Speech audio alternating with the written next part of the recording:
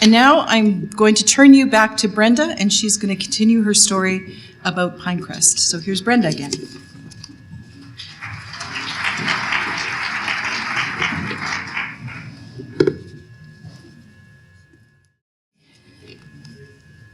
So now we're going to do Pinecrest School.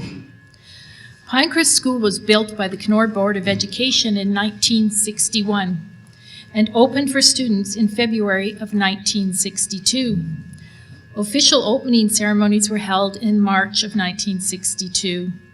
3 classes were sent to Evergreen School, where temporary arrangements had been made to accommodate the students since the previous September. Their classes and teachers were Grade 1, Mary Cook, Grade 2-3, Diane Walline, Grade 3-4, Madge Littlefield. Gordon McKenzie, the principal of Evergreen School, also looked after Pinecrest School for the remainder of the school year. In September of 1962, the remaining classes were enrolled. For the first full year, there were approximately 176 students in 7 classrooms, from kindergarten to grade 6. The principal was Josephine Stemerovich. In September of 1962, the remaining classes were enrolled. For the first full year, there was approximately 70, sorry about that.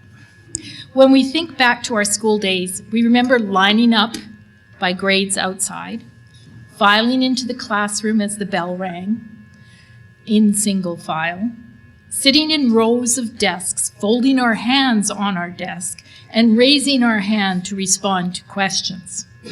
There were science fairs, music choirs, and verse speaking for the festival, and yearly sports days. The No Canada test was very scary. We did not have backpacks full of snacks, as Jennifer Dingwall reminded me. We walked home for lunch. Mrs. Skeen was the principal, and Miss Forsyth was our grade 2 teacher. They lived on the corner of Valley Drive and Siegmiller Avenue. I was always amazed to watch everyone stop running and walk quietly past their house, even on weekends. Here are some of the stories of our time in Pinecrest School.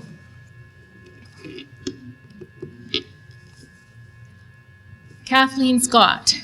I started kindergarten in Evergreen School, but transferred to Pinecrest Elementary when it was completed. Pinecrest was K to 6. I remember being in a portable annex at the last years of Pinecrest. Pinecrest was only a couple blocks from home, and we walked ourselves, even in winter. One day, when walking home from school at lunchtime, Jane Robertson, Peggy Stewart, and I saw a car driving down Valley Drive. The driver had his arm out the window and was holding the reins of a horse. Naturally, our 6-year-old minds, we assumed that he was a horse thief and followed the car. We made it as far as the drive-in area and finally gave up. Quite an adventure for little girls. Bobby Jimby visited our school in 1967 for Canada's centennial.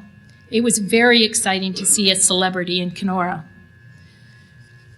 Bobby Jimby was a Canadian musician, songwriter, and a band leader who played the trumpet. In 1967, he wrote Canada song, which commemorated the 100 years of Confederation, and he had children's voices to sing the chorus whenever it was performed. Colleen Philippi.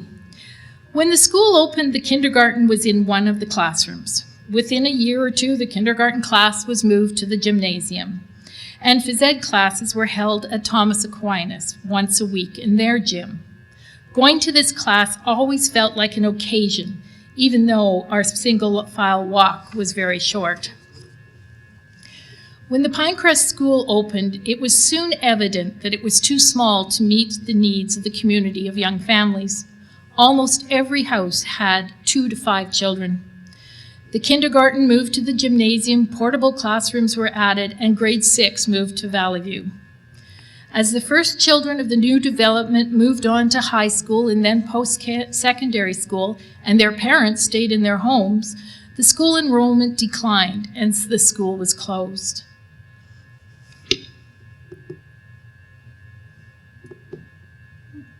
Of course, we cannot forget about our famous decathlete, Michael Smith, who, according to this article, got his start at the Pinecrest School playground.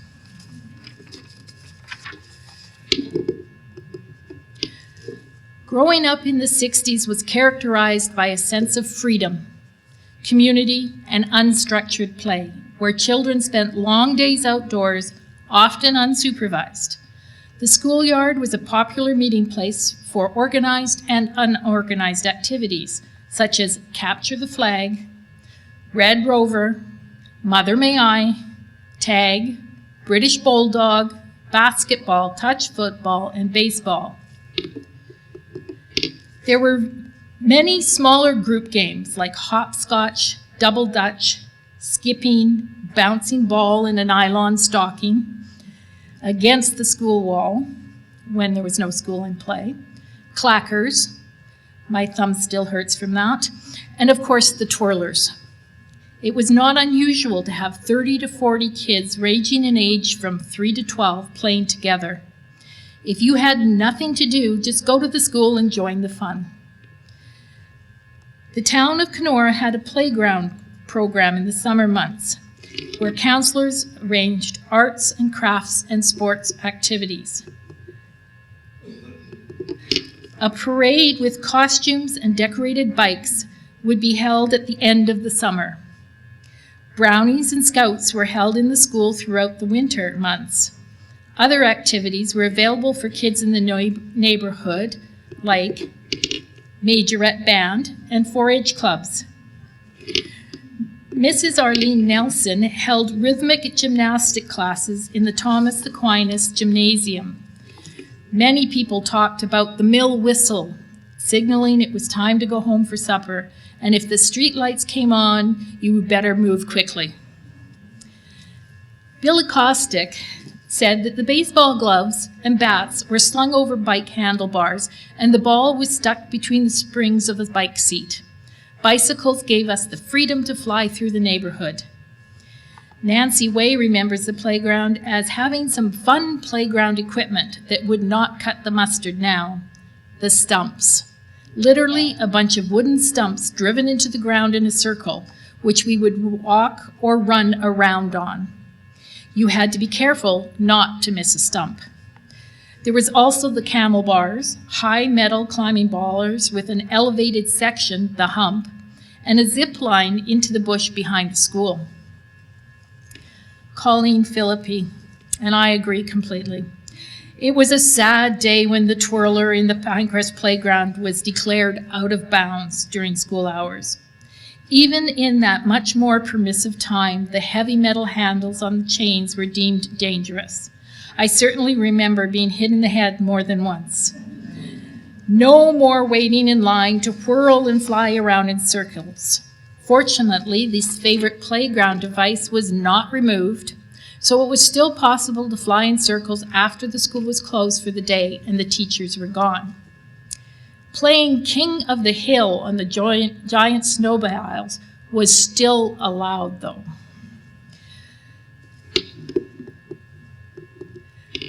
Pinecrest Community Center. The Pinecrest Community Center was originally started by Arnold Price and Art Romanek. Soon the other dads in the neighborhood joined in to build, maintain, and keep this important meeting place. The boards were donated by a construction company that was working in the area, and wooden ice scrapers were handmade to clear the ice. The initial shack was also donated. It was very small, and the community grew out of it very quickly. A new building was erected by volunteers. Kids from Valley Drive, Gun Crescent, Heenan Place, Sigmiller Avenue, Narran Avenue, and Dury Drive all congregated at Pinecrest Community Club in the winter. Billy Kostick remembers the community center. From late November to March, the rink was our epicenter. Mom would tie my brother's skates at home, and we would run up Narren, down Valley, and over to the rink on Heenan Place, salt and all. Hours upon hours were spent there. Hockey sticks would be thrown into a pile and divvied up. That's how the teams were made. We would play until the lights went out and the puck got lost in the snow. Calling Philippi on cold winter nights in early elementary school, I remember going to the Pinecrest rink. When I was in grade 1, I had to use the boardless baby rink beside the official rink. Once I knew how to skate better, I could use the real rink. In the deep winter, snow would build up on the streets and sidewalks and gradually turn to ice. Then we would skate to the rink all the way from home. Though bumpy and rigid, this was somehow very magical, especially at night. We would head toward the sounds of the pucks hitting the boards, a quintessential North Canadian sound. Skating on the roads was by far the most fun. Scott and Alan Mosier. The first clubhouse, or shack as it was called, was a smallish white building with a stove to thaw your feet if you were outside too long. In later years, a new shack was built with the help of a lot of adults and most of the kids who used the rink. We didn't have a Zamboni for the outdoor rink, so many an hour was spent pushing shovels up and down the ice to clear the snow. Then the snow had to be lifted over the boards. The Pinecrest rink was a big part of our lives growing up, according to Peggy Gustafson. Parent volunteers did the ice blending, looked after the shack, tied skates, and made sure we followed the rink schedule. Open hockey, usually for the boys, and open skating for the girls. We also had figure skating lessons on Saturdays. There were outdoor hockey games against teams from other community clubs in Kenora. We cheered for Pinecrest standing on the snowbanks along the outside of the boards. I can still remember the music being played over the PA system from the shack, burnt mittens from leaving them too long on the stove, and frozen feet. Wade Robertson. The Robertson house was situated beside the community center, and the boys could see the ice from the windows. Grant and Wade could time things so perfectly that they were jumping onto the ice Saturday and Sunday mornings as the last shovelful was being moved over the boards. The guys would give them a rough time about it, but who would not do that if you could? Wade remembers that different games were played on the ice at different times of the winter, depending on the weather. In January, when it was -40, the ice would be so frosty and sticky that it would be difficult to get any sort of glide. At this time, we would play boot hockey and a sponge puck and older broken sticks that were trimmed. We called these sticks drifters, and as they allowed you to take the soft rubber pucks and hit it in such a way that they would rise and drift, something a regular stick could not do. When it warmed up, we went back to the skates and regular sticks. In the spring, when the ice was compromised due to warm weather, we went back to boot hockey. Billy Kostick remembered the carnival, as everyone that I talked to did. It was a favorite event of the entire community was our winter carnival at the rink. Music would be played all day, non-stop, through an old recorder player and an outdoor speaker. One year, Lorna McTaggart strapped on her speed skates. Boy, could she motor. Lorna tells me that those skates were from 1920s, I believe. Yeah, they were her mother's. Our annual winter carnival was a highlight of the season and was attended by everyone in the neighborhood. The figure skating classes would put on a final presentation. There were streets versus street broomball games, hockey games, open jam pail, curling tournaments, and lots of hot chocolate, hot dogs, and candy. One year, the community center entered the Kenora Christmas Parade. The Pinecrest Community Center is still greatly missed by our community. Shared stories. The bush, climbing trees, blueberries, forts, tobogganing, hide and seek, bike riding, snowmobile rides, and freedom. Mark Winkler. I remember climbing the backyard trees and learning up close how birds built their nests. I remember pin cherry trees, raspberry bushes, rhubarb patches, and the little wilderness behind the house that felt like my own private kingdom. Behind us was a little pond with frogs. The patch of woods became my sanctuary, a place where the world got quieter and felt more mine. If you kept walking towards Rabbit Lake, there was a subtle rise called Blueberry Hill, named for obvious reasons. Everyone carried a basket, and afterwards there would be blueberry pie.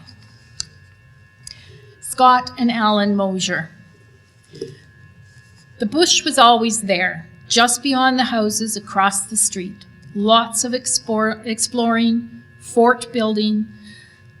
Always fun to go back in the morning to see the bear tracks when the berries were bad and the bears would come into town.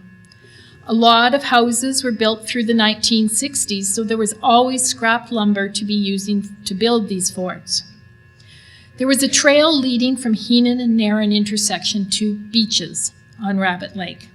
It wasn't a real beach there, just a convenient place to get into the lake. On many a day, our canoe was carried down to the lake where hours were spent exploring. Further west along the shore was English Beach. There was a natural spring there just up from the lake.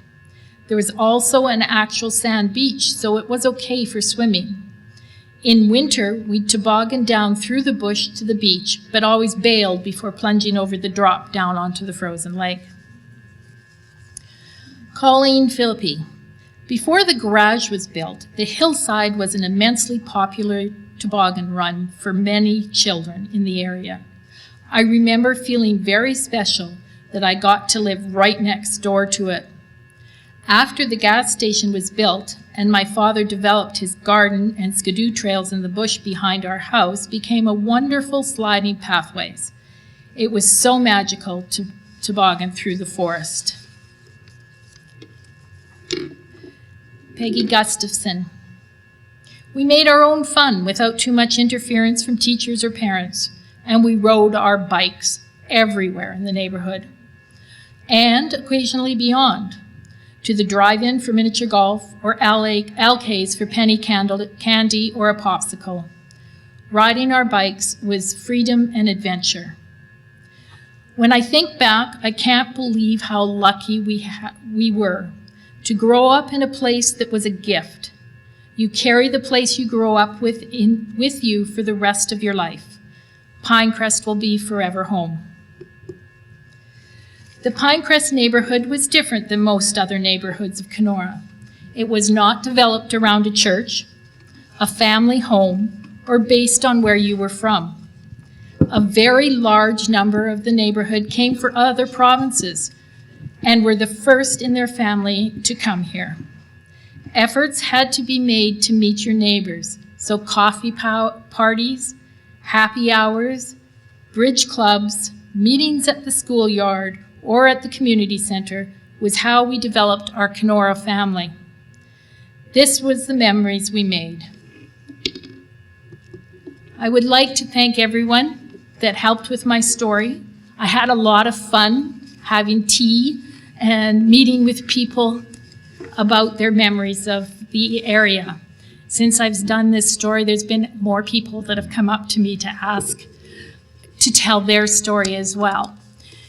It was a lot of fun, and I have put the names of the people that contributed on this slide. Thank you very much.